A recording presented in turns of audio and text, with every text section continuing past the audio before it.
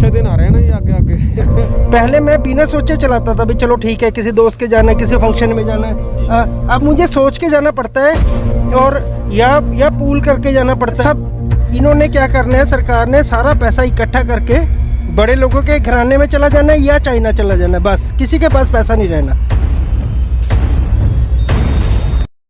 बढ़ती महंगाई और बढ़ते तेल की कमर जो है तो आम जनजीवन में इस समय सभी की व्यवस्था डगमगाई हुई है। बात की जाए चाहे पेट्रोल की, चाहे डीजल की, चाहे घर में यूज़ होने वाले सरसों के तेल की। बढ़ती महंगाई की बात की जाए तो चाहे रसोई की बात हो, चाहे गाड़ी की, हर एक व्यवस्था की तरीके से देखा जाए तो आम लोगों की कमर टूटी हुई है। बात की जाए महंगाई की तो घर की रसोई में जो हमारा तेल है या गाड़ी में पड़ने वाला तेल, या पिछले दिनों में देखा जा रहा था कि काफ़ी मात्रा में उछाल आया।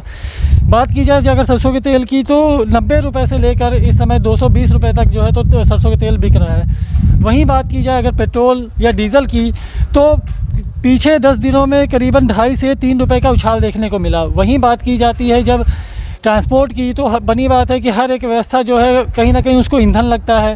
तेल की व्यवस्था की पूर्ति जो है तो कहीं ना कहीं उसको चाहिए। आज की मैं बात करूंगा, एक बार मैं कैमरामैन को कहूँगा कि अगर मैं आज की बात करूं तो कहीं ना कहीं जो पेट्रोल का आज का जो रेट है वो 90 रुपये 36 पैसे आज का रेट है, जबकि आज से 3 दिन पहले, लगभग 3 दिन पहले जो है तो 89 रुपये 88 पैसे जो है तो हमें रेट दिखा था। तो देखा जाए तो कहीं ना कहीं ये 90, 91, 92 की जो मात्रा है वो छूती जा रही है। पंजाब की बात की जाए तो वहाँ भी यहाँ चंडीगढ़ की अपेक्षा 3 से 4 रुपये रेट लगभग बढ़ा होता है। पंचकुला की बात की जाए तो वहाँ भी 2 रुपये के लगभग का फ़र्क पड़ता है।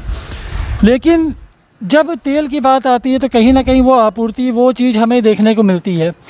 अब बात करेंगे कुछ और चीज़ों की तो लगता है कि पेट्रोल पंप को भी अपना गुजारा करने के लिए कुछ और जुगाड़ लगाना पड़ेगा, क्योंकि कस्टमर ही नहीं आ रहे हैं। बाकी जानने की कोशिश करें कुछ लोगों से। जनाब, कितने घंटे ड्यूटी करते हो आप? 8 घंटे सर। तो आप सुबह से आज अगर आप ड्यूटी कर रहे हैं तो सुबह से कितने लोग आ चुके हैं पेट्रोल पंप पे इस समय तेल भरवाने के लिए? पहले की अपेक्षा क्या होता था? पहले की अपेक्षा सर आधा से भी कम काम हो गया। अब आधे से भी कम? हाँ जी। क्या बात है, लोग तेल क्यों नहीं भरवा रहे? महंगाई के चक्कर में नहीं भरा रहे हैं सर।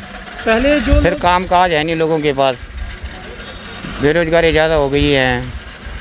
तो IT पार्क का भी यह हाल है कि बेरोजगारी ज़्यादा हो गई है। कहीं ना कहीं बात की जाए अगर तो आपने सुना कि पहले की अपेक्षा जो है तो काम आधा हो गया है। लोग घर से इसलिए नहीं निकल रहे क्योंकि लॉकडाउन लगा है। लोग घर से अब इसलिए नहीं निकल रहे क्योंकि तेल महंगा है, तेल की बचत भी ज़रूरी है। कहीं ना कहीं लगता है कि यह आपूर्ति भी आम जन जीवन के लिए काफ़ी कमर तोड़ने वाली बात है। लेकिन वहीं इसी संदर्भ में अगर बात की जाए कुछ और चीज़ों की तो देखने की वाली बात यह है कि सरकार इस व्यवस्था के लिए कितनी कायम कर सकती है।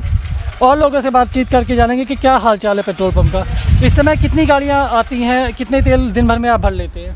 फिर ज़्यादा 1 लाख तक, उससे कम ही सेल हो जाती है। ज़्यादा पहले कितनी सेल होती थी लॉकडाउन के पहले? पहले तो जी काफ़ी थी, एक मशीन की सेल 2-2.5 लाख थी। मतलब 2-2.5 लाख की जो एक मशीन की सेल थी वो अब आधे से भी कम रहेगी। हाँ जी, हाँ जी।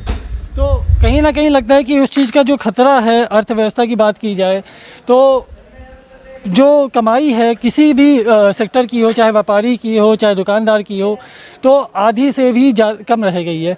अर्थव्यवस्था की बात करते हैं, कुछ और लोगों से जानने की कोशिश करेंगे कि महंगाई का क्या हालचाल है और उनकी क्या राय है। जनाब, क्या नाम है आपका? मेरा नाम प्रदीप चंद है। बढ़ती महंगाई को किस तरीके से देखते हैं, चाहे सरसों के तेल की बात की जाए या पेट्रोल की बात की जाए?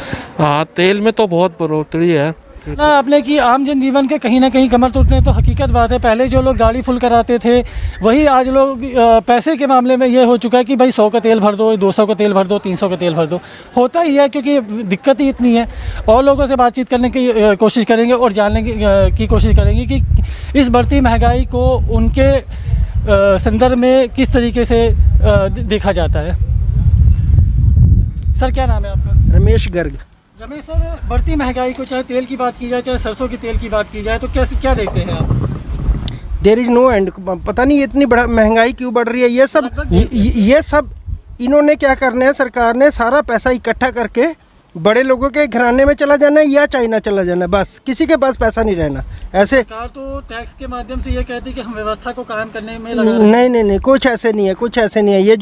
ये ई प्रोक्योरमेंट है, जैसे कम्युनिटी है, जैसे लोहे को हम परचेज कर सकते हैं कंप्यूटर से, ये इनका पर्पज़ ही खाली ये है कि जो बंदा स्टोर कर लेगा ये महंगा हो जाएगा, थोड़ा सा सस्ता हो जाएगा, बिक जाएगा।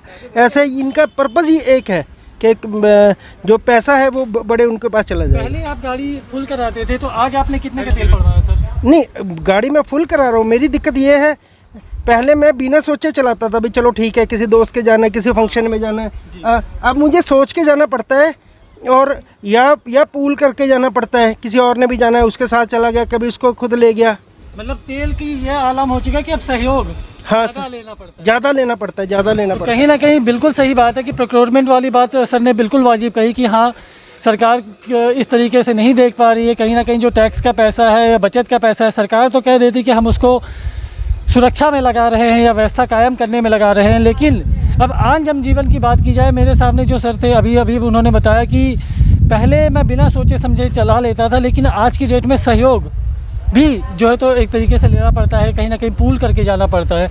बिल्कुल सही बात है, दिक्कत ही इतनी हो रही है, सोच समझ के गाड़ी चलानी पड़ती है। और दोनों तरीक़ों से, चाहे दुर्घटना की बात की जाए या फिर बात की जाए उस तेल की जो हमारे गाड़ी में पड़ा है और उसको हम कितनी देर तक उसका यूटिलाइज़ कर सकते हैं। बातचीत करके जानेंगे हमारे साथ एक टैक्सी वाले भाई साहब है कि उनको क्या दिक्कत परेशानी आ रही है। क्या नाम है भाई साहब आपका? मेरा नाम संतोष कुमार है। संतोष जी, आपकी हमने देखा एक चंडीगढ़ नंबर की टैक्सी गाड़ी है। बढ़ती महंगाई को आप किस तरह देखते हैं?